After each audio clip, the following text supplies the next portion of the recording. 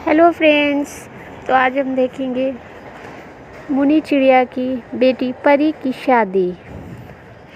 एक गांव में मुन्नी चिड़िया अपने परिवार के साथ रहती थी।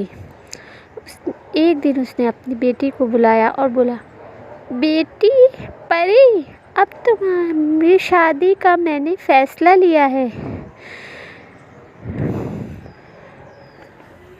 तुम्हारी शादी इसी साल मैं सोच रही हूँ कि तोता से कर दूँ। क्या तुम इसके लिए तैयार हो? माँ, वो अच्छा होना चाहिए, गोरा भी होना चाहिए, तो मैं तैयार हो जाऊंगी उस शादी के लिए।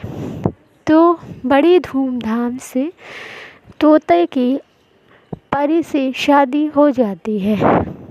तोता और परी अपने अपने घर चले जाते हैं। तोता परी को लेकर अपने घर चला जाता है। सब मेहमान आते हैं, खाना खाकर चले जाते हैं।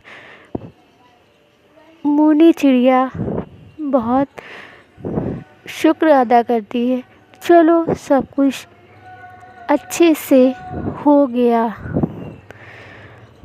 सबको बधाई देती है कि आप सब मेरे घर आए। जब एक दिन के बाद जब परी तोता के घर जाती है तो तोता बोलता है, मेरे लिए खाना बना देना और मेरे लिए बाहर से दाना ले आना। जब तुम मेरे सारे काम करोगी आज से, क्योंकि तुम मेरी बीवी हो।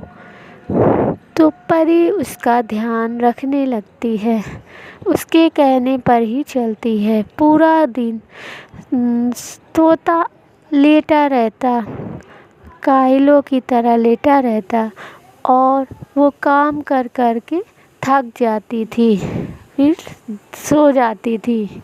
थक हार कर वो अपने घर में सो जाती थी। एक दिन की बात है, परी को खाना ढूंढने के लिए बाहर भी जाना पड़ता था, जो बहुत मुश्किलों से ढूंढने के बाद दाना मिलता था।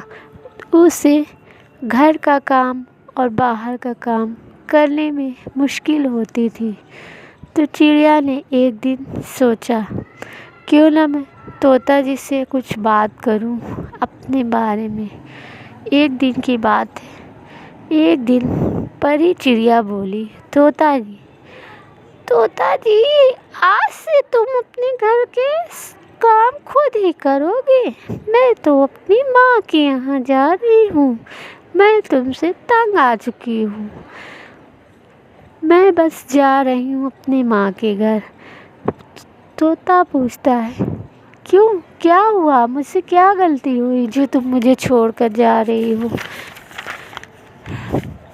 तो बोलती है, मैं थक गई हूँ तुम्हारे आलसीपन से। फिर तोता बोलता है, नहीं, मुझे मत छोड़ कर जाओ, मैं तुम्हारा हर काम कर दूंगा, मुझे माफ़ कर दो। आज से ही मैं सारे अपने काम खुद से करूंगा, तो प्लीज़ मुझे छोड़कर मत जाओ।